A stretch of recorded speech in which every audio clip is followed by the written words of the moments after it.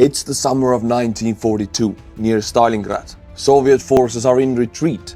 Chaos grips the front, but as terrified soldiers pull back from the battlefield, they don't find safety behind the lines. Instead, they find their own army waiting with rifles ready. That year, under Stalin's brutal Order number 227, retreating was treated as treason.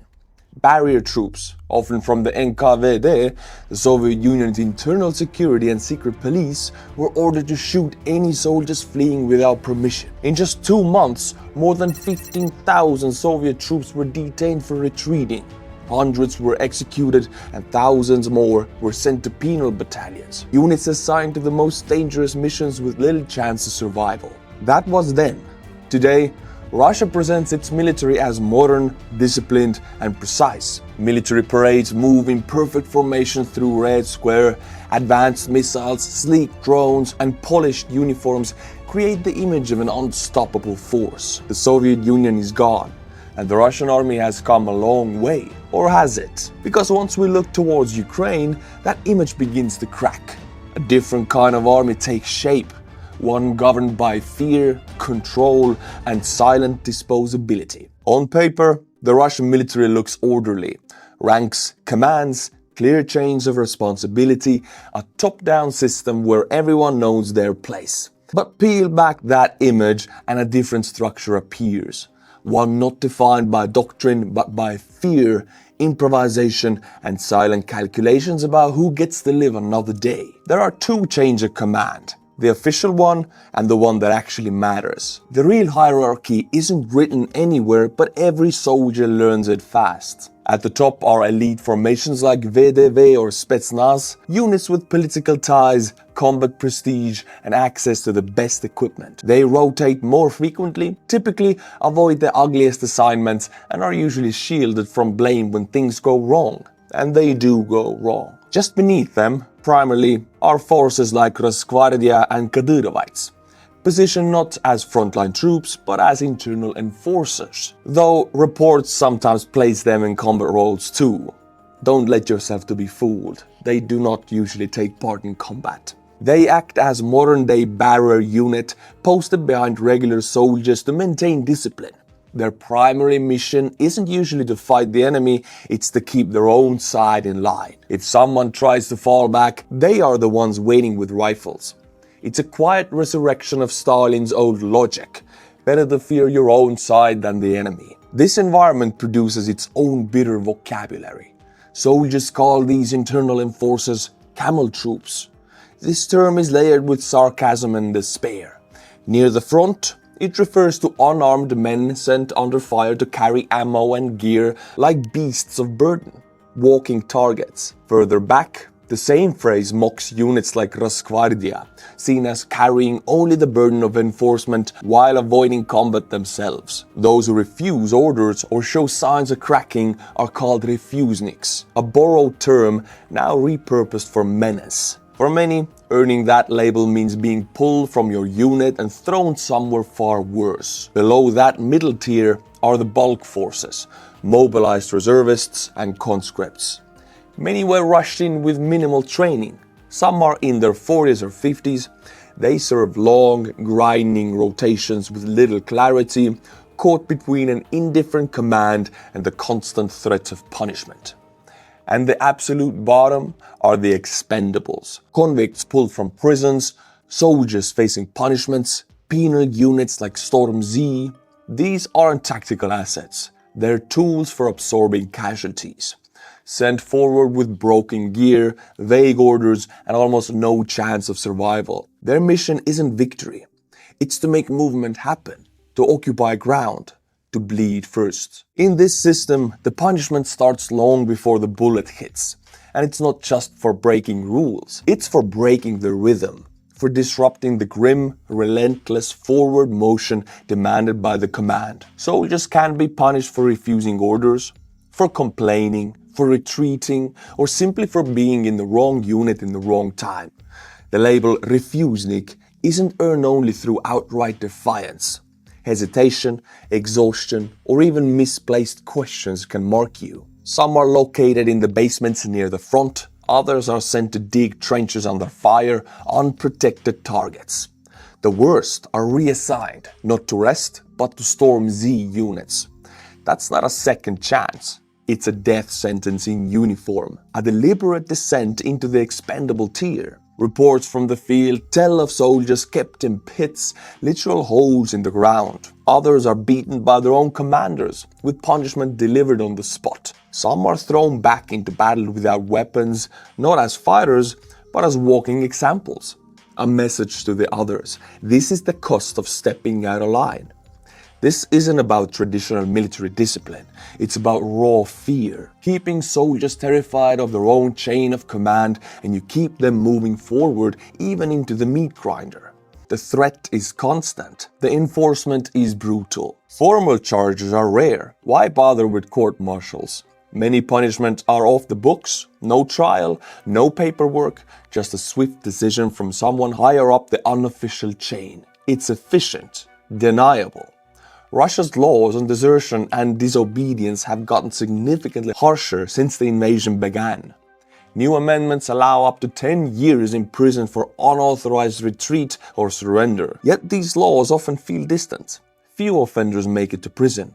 Most are handled immediately, locally, brutally. In some units, disobedience means execution. Quiet, fast, and meant to be seen. A single shot, a body left where others will find it.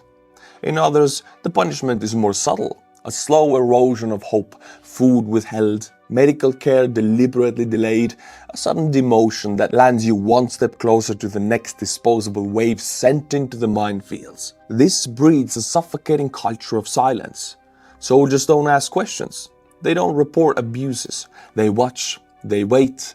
They do exactly what they're told, understanding that initiative can be as dangerous as cowardice. Some commanders wield this system with cold precision. Others simply abuse it, unchecked by any meaningful oversight. Either way, it keeps the machine running on dread. And like all systems built purely on fear, it leaks. Cracks appear. Videos have surfaced online, shaky and desperate, Russian soldiers whispering pleas for help into hidden phones, confessing to being abandoned without support, complaining they're being punished for failures not their own. These clips are rare. Sharing them invites severe reprisal, but they echo the same chilling truth. The front line is not just surviving the enemy's fire, it's about surviving your own side's indifference and cruelty. For those stuck at the bottom, survival hangs on one fragile thing: staying useful, for as long as they can. Those no longer seen as useful are sent to the front in the most brutal way. They're not just the bottom of the ladder, but somewhere beneath it. In official Russian military terms, they're listed as assault detachments. Clinical, precise. But what that really translates to is this: the first to move, the first to die, and the last to be counted. Their designation is a bureaucratic veil. Many are convicts pulled from prisons, promised pardons in exchange for 6 months at the front, a promise few live to collect. Others are reservists who disobeyed orders, hesitated, or simply drew the short straw. But once assigned to these units, backgrounds blur into irrelevance. Everything is stripped down, gear reduced to rusting rifles and thin flak jackets, support withdrawn almost entirely, and their perceived value plummeting to near zero. They're sent ahead as human probes, to draw fire, reveal enemy positions, test defenses, or simply trigger minefields with their bodies.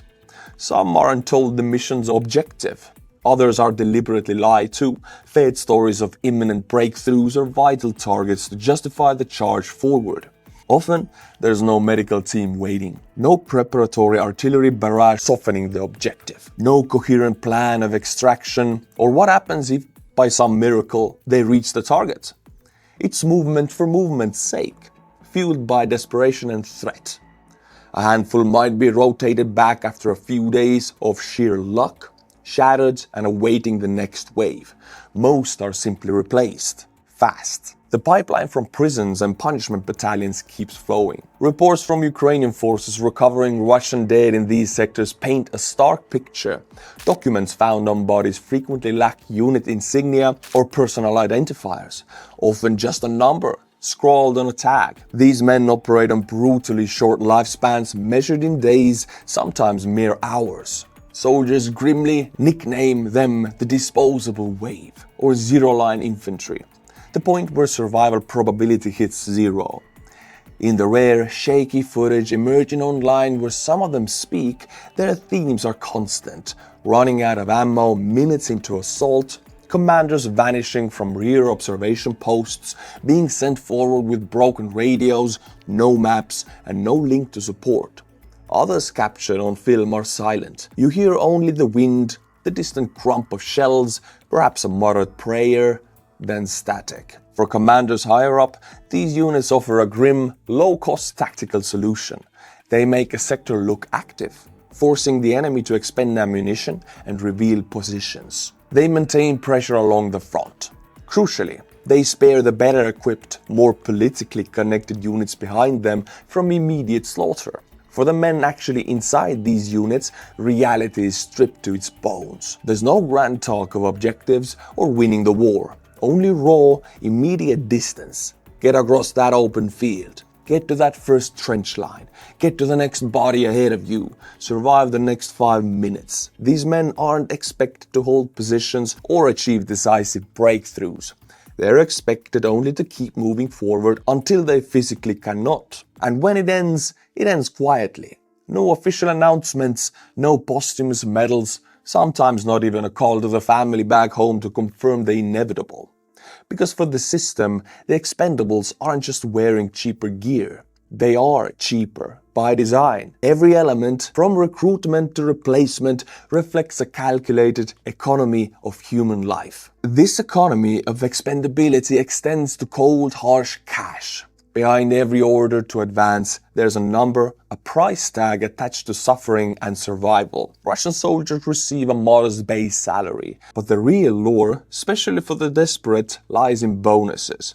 Extra pay for deployment near the front, more for direct combat, additional sums for injuries sustained, and the largest payout of all, reserved for death.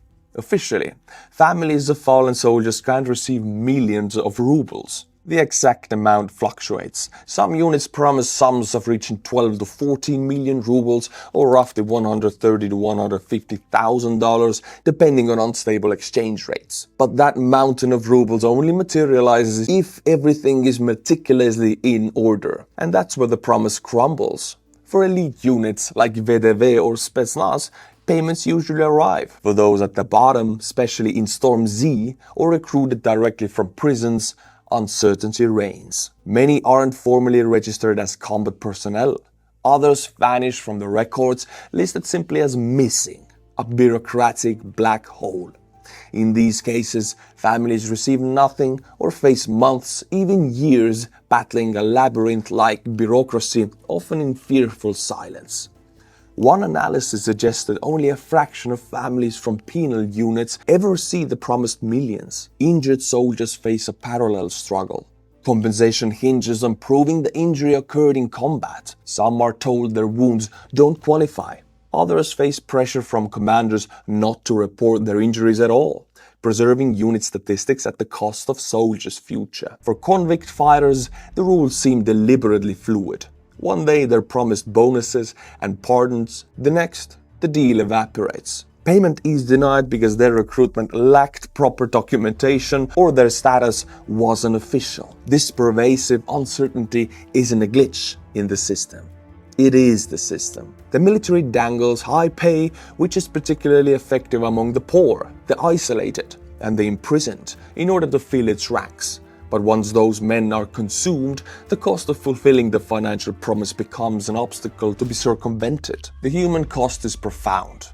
Some families never learn whether sons, husbands, or fathers died. No body returns. No official letter arrives. No payout materializes. Just an echoing silence. For many, this silence is the final, brutal betrayal, compounding the grief with the sting of institutional abandonment. In Russia's war economy, lives are bought relatively cheaply up front and closed out quietly on the back end, minimizing fiscal liability.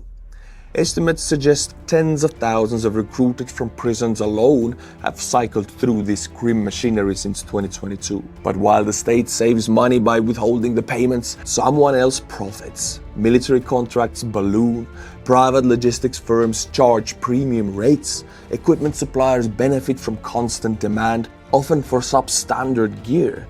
Massive wartime budgets flow, feeding well-connected private interests. For every unpaid death bonus denied to a grieving family, there's likely a contractor billing double for fuel, rations, or maintenance. And as this money moves relentlessly upwards, the people who paid the ultimate price remain exactly where the system left them: silent, spent, and buried without cost. The final invisible transaction in an economy built on their consumption. My friends, if you are still here, I have to salute you. Now, I wanted to give you this grim reality of the poorer Russian soldiers who join up the army and what becomes of them, and what is the reality of their families grieving them. Usually, nothing reaches them. It is important that you and me, we know this reality, and we know the cost of war for people on both sides. Thank you, my friends, for watching. If you like this video, please become a member of the channel, subscribe to the channel, and until my next video, Slava Ukraini, and bye-bye.